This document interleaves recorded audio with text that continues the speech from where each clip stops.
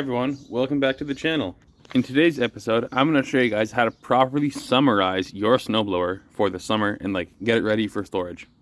So a quick rundown of what I'm going to be doing is we're going to change the spark plug, change the belt, and we're also going to drain out the old fuel because it's not good to leave fuel sitting in your equipment for a long time because it'll gum up the carburetor and then it won't start. So the first thing we're going to do is change the belt.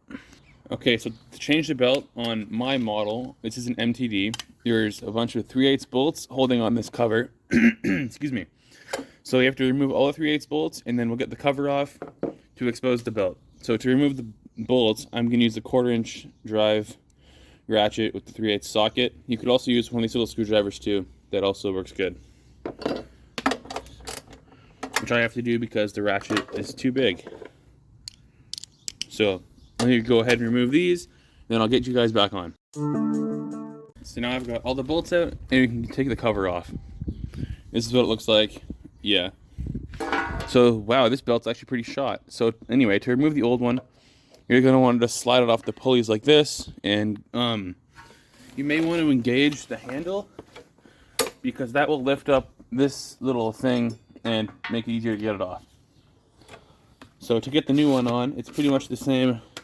It's the opposite of removal. So squeeze the handle, get it around the big pulley here. It might take a few tries. Yeah. Actually, no, get it on the engine one first. That's easier. Yeah, like that. There we go. And then squeeze this down to get it around here. And there we go. The new belt is installed.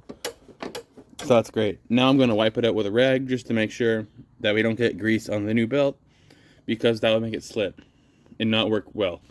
If you want, you could keep your old belt, but I'm not going to.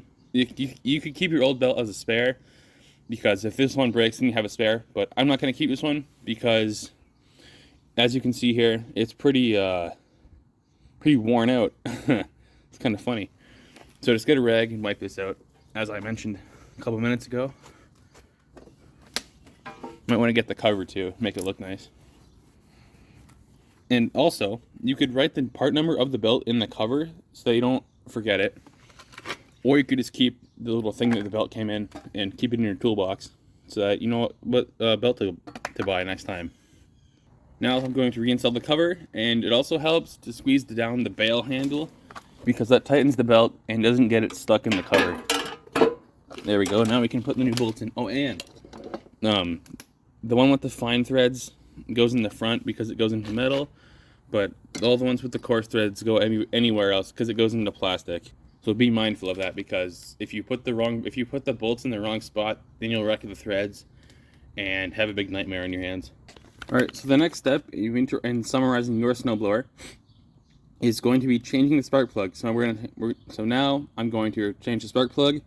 Then we're going to drain the old fuel and run it to burn the rest out of the carburetor. Alrighty, so to change the spark plug, it's a bit of a pain, but you can do it. All you need is a spark plug socket and extension to reach down in there. So the first step is remove the spark plug cap. Then get your spark plug socket and ratchet on this actual spark plug, and then just take her out. Also, having one of these little swivel sockets is also a lifesaver when doing this. It helps a lot.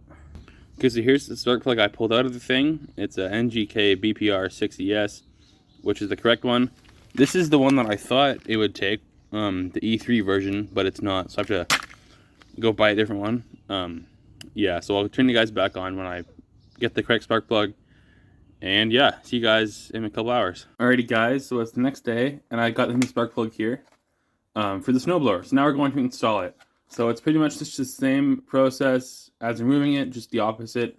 So let's install it, and then after that, we're going to pump out all the gas out of the fuel tank, let the carburetor run dry, because that is the proper way to store your stuff, and I'll explain more when we get to that stage.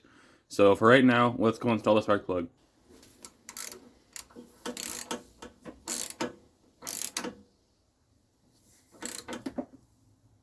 There we go, the new spark plug is installed. Now we can pump out all the old fuel, and then start it up. Okay, so to drain the fuel, I just have a container here that I cut And this is the bowl of the carburetor. So on most of these Honda clone engines, there's two bolts. One of them, like this one, is a drain, and the other one is to hold it on. So I'm going to remove the drain bolt and let all the gas from the tank and the carb just drain in here. And then once that's done, I'm going to pour the clean fuel left in the container into my jerry can. And then after that, we're going to probably start the snowblower and just make sure the engine is all free of fuel. So now let's just loosen this bolt here. It's 10mm, by the way.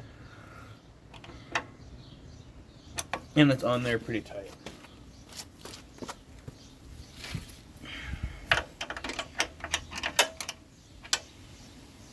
Also, it helps to use a ratchet and not a wrench like this. So, yeah. Now just loosen this with your fingers and let all the fuel dribble out like that. Wow, that's fast. Oh, and you can open the gas cap too to let extra air in there. So I'm going to let this drip until it's empty. And then I'll come back and we'll fire it up and let the engine just burn all the old gas out of it. And make sure you don't lose this. So I'm going to put it on my workbench so I don't lose it.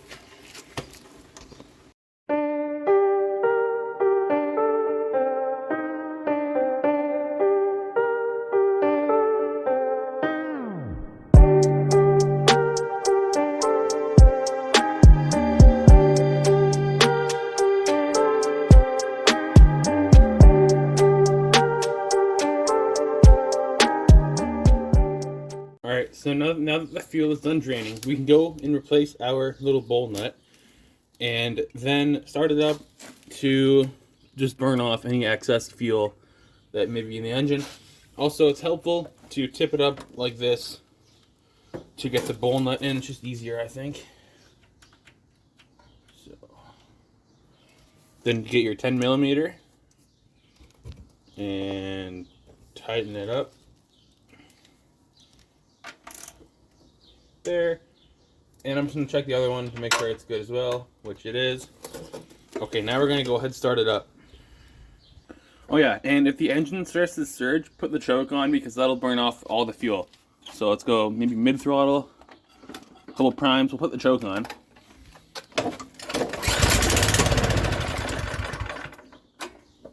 Take it off the choke a bit, maybe.